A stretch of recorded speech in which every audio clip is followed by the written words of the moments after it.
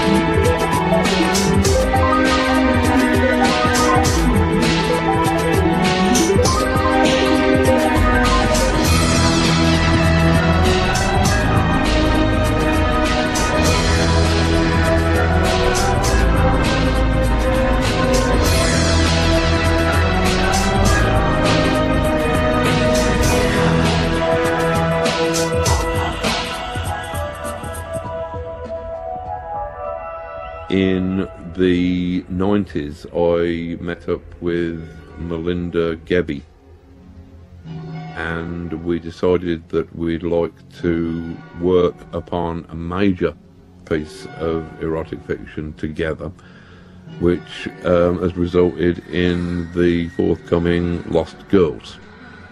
And this entire drama is being played out against the background of Europe, and specifically Austria, in 1913, when everything is gearing up towards the exact antithesis of sex. It's gearing up towards what humans do when they don't put their energies into sex, which is kill each other.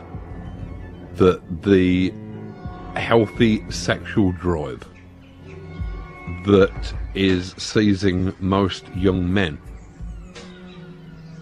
when they're in their teens is perverted by older men who perhaps have lost some of their sexual drive, and all of that sexual energy gets shipped over to somewhere like Flanders and is perverted into killing other young men. Energy that should be going into something honest like fucking is instead diverted into something appalling like killing. There is a brain-penis-blood ratio that tends to get in the way of writing intelligent pornography. If it becomes too intelligent, all the blood rushes to your brain, you lose your erection. If it becomes too sexually exciting, you are no longer in any state to appreciate its aesthetic value. So it's a difficult balancing act. My thoughts about pornography, I think, tend to revolve around the fact that while very few of us are zombies, detectives, cowboys or spacemen, there are an infinite number of books that are recounting the stories of those lifestyles. However, all of us have some sort of feelings or opinions about sex. And yet the only art form which in any way is able to discuss sex or depict sex is this grubby, despised, under-the-counter art form that has absolutely no standards. This was what Lost Girls was intended as a remedy for.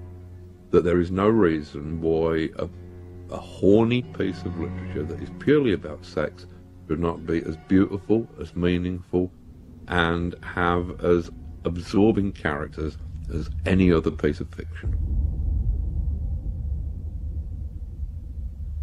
I've been looking at the kind of the history of magical thinking and where it starts to go wrong.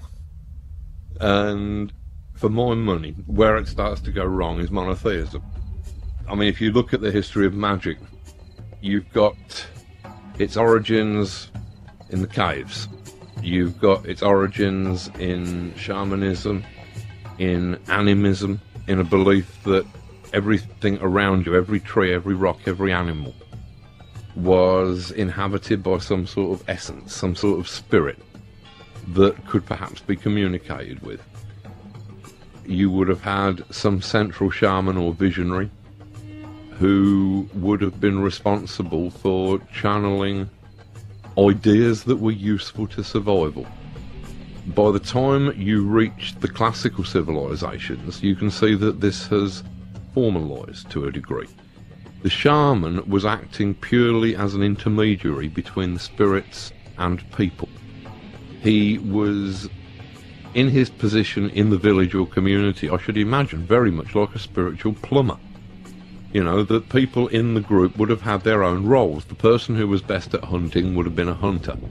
The person who was best at talking to the spirits, perhaps because he or she was a bit crazy, a bit detached from normal material world, then they would have been the shaman. And they would not have been masters of a secret craft.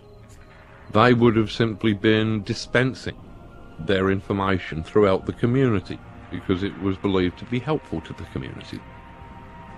When you get the actual classical cultures emerging, this has been formalised so that you've now got pantheons of gods, and each of those gods will have a priest caste that will act to a certain degree as intermediaries who will instruct you in the worship of that god. So the relationship between humans and their gods, which could be seen as the relationship between humans and their highest selves, that was still a very direct one. When Christianity comes in, when monotheism comes in, then all of a sudden you've got a priest caste moving between the worshipper and the object of worship. You've got a priest caste becoming a kind of spiritual middle management between humanity and the divine within itself that it is seeking. You no longer have a direct relationship with the Godhead. The priests don't really necessarily have a relationship with the Godhead. They've just got a book that tells you about some people who lived a long time ago who did have a direct relationship with the Godhead. And that's all right. You don't need to have miraculous visions. You don't need to have gods talking to you. In fact, if you do have any of that stuff, you're probably insane. You know, in the modern world, that stuff doesn't happen. The only people who are allowed to talk to gods, and in a very kind of one-sided way, are priests. Monotheism is, to me, a great simplification. I mean, the Kabbalah has a great multiplicity of gods, but at the very top of the Kabbalistic diagram, the Tree of Life, you have this one sphere that is absolute God. The monad, something that is indivisible, you know. And all of the other gods, and indeed everything else in the universe, is a kind of emanation of that God. Now, that's fine, but it's when you suggest that there is only that one God at this kind of unreachable height above humanity, and there is nothing in between, you're limiting and simplifying the thing. I mean, I tend to think of paganism as a kind of, as an alphabet. as a language.